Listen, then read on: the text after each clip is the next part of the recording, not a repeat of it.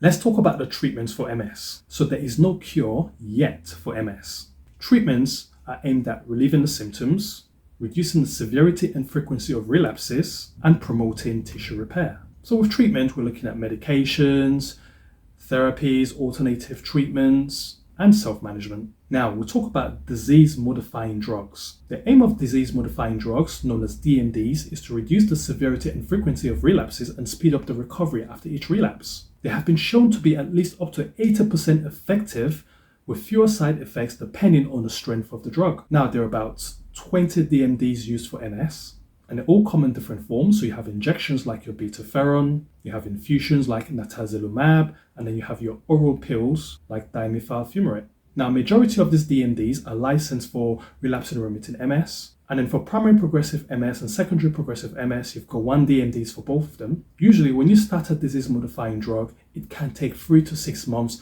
to see the full effects of the treatment. So you have to be very patient with these medications. Also note that these drugs do not repair nerve damage, so they do not reverse your existing symptoms. So apart from treatments to reduce the frequency and severity of relapses, there are treatments to help you relieve the symptoms of MS. It is impossible to go over them in detail or cover them all, but there are drug and non-drug treatments. For optic neuritis, which is swelling or inflammation around the eye, you would usually be given a steroid, either as a tablet or as an infusion, though optic neuritis for many people can improve on its own after a few weeks without needing any treatment. For spasticity, which is muscle stiffness and spasms, baclofen is given as the first-line drug. This helps to improve mobility and reduce pain, which can sometimes occur with spasms. Other options are gabapentin, which can be given as a standalone drug or as a combination drug with baclofen if baclofen is not effective. I know there are now other options like pregabalin and carbamazepine as well. Botox injections can also be given into the muscles, and its effect can last for up to 3 months. For pain relief, which is usually nerve pain or musculoskeletal related pain, you have again amitriptyline, pregabalin, gabapentin.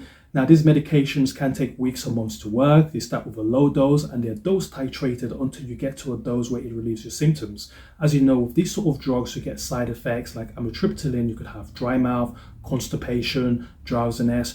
With your gabapentins and your pregabalins, they can make you a bit woozy. Some people complain of brain fog symptoms, memory loss, hallucinations, just because they act on the brain pathways. For bladder symptoms such as urine frequency and incontinence, there are the options of medications like oxybutynin, amitriptyline, and intermittent self-catheterization. If you have bowel symptoms such as constipation, you'll be expected to have stool softeners or laxatives, and you're encouraged to go on a high-fiber diet. For erectile dysfunction in men, we're looking at tablets like Cialis, silednafil, also known as Viagra, injections, or vacuum pumps. If you're experiencing seizures, your doctor would usually give you anti-epileptic drugs to help control the seizures. For fatigue, off-licensed drugs are given, such as your amantadine, modafinil, as well as SSRI drugs have been shown to help with fatigue, but any drugs are usually combined with non-drug treatments such as pacing yourself, making sure you have rest breaks, and any other drug treatments to help with fatigue.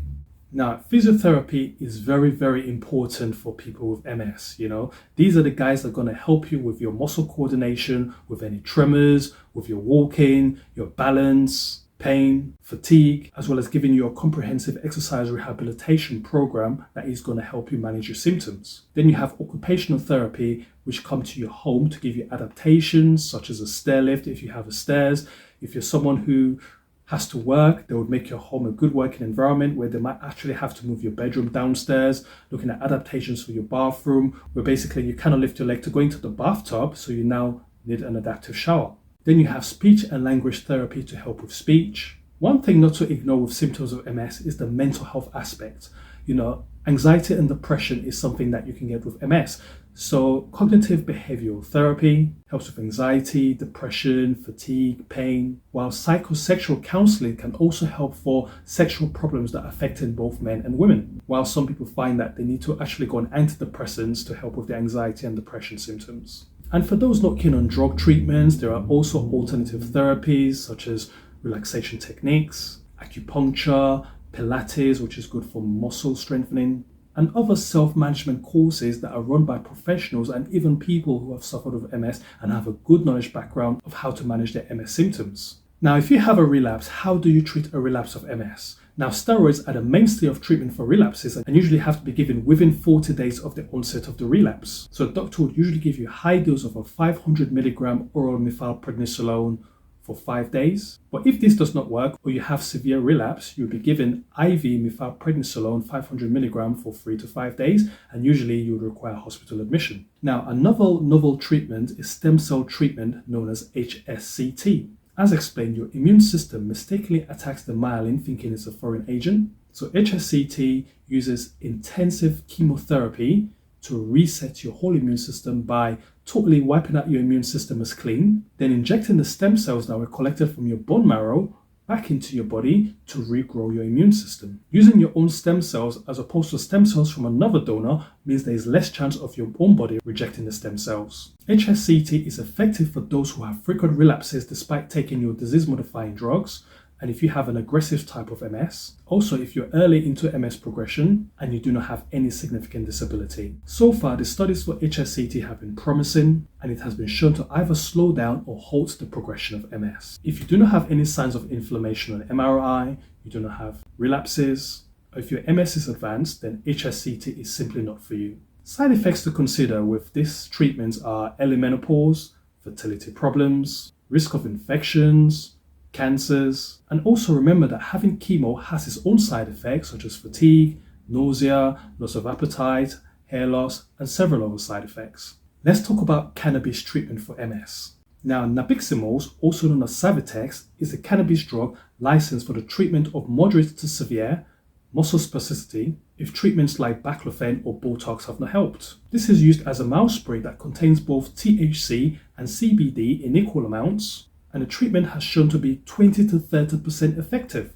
Now, that don't sound like much, but for someone who's got MS, that is quite significant. Usually, you're monitored for up to 4 weeks of the treatment, and savitex is stopped if there is no response after 4 weeks. With savitex, you can expect side effects such as memory or concentration problems, dry mouth, fatigue, dizziness, which usually tends to wear off maybe after a few days. Cannabis has also used for bladder problems in MS, anxiety, depression, insomnia, pain, fatigue. But we know that a lot of people with MS do self-medicate. They either grow or buy their own cannabis, known as street cannabis or recreational cannabis, because savitex is not something that is commonly prescribed for some reason. Now, doctor, how do I know that my treatments are working, and how do I know that my symptoms or disability are getting worse? So one way of knowing this is by using what we call the Expanded Disability Status Scale, also known as EDSS. This scale is used to monitor the level of changes of disability over time, and it ranges from 0 to 10 with 0.5 unit increments, such as 3.5, 4, 4.5, and it's also used to decide who has certain treatments. So if, for example, your score was 5 or 6 and you're now 6.5, this means that you now use a wheelchair, and also you're not eligible for disease-modifying drugs as you have gone past the point where these drugs will have any benefit due to the level of disability. So the higher your score, the higher the level of disability. So the EDSS will look at your walking, bladder or bowel problems, speech, but it does not cover areas like fatigue or mental health or what you class as invincible impairments, so it's not a perfect tool in that sense. And there is a query as to why the EDSS has a great emphasis on walking as a disability. However, the good news about MS is that it is an area that is always under research, new clinical trials, new novel drug treatments, and therapies that were not thought possible or available 20 years ago. People with MS are living for longer and with better quality of life. The most important thing to note is early recognition of symptoms, early diagnosis, and early treatment leads to better prognosis. Now, I hope you all enjoyed this video. Please feel free to share, like, and subscribe.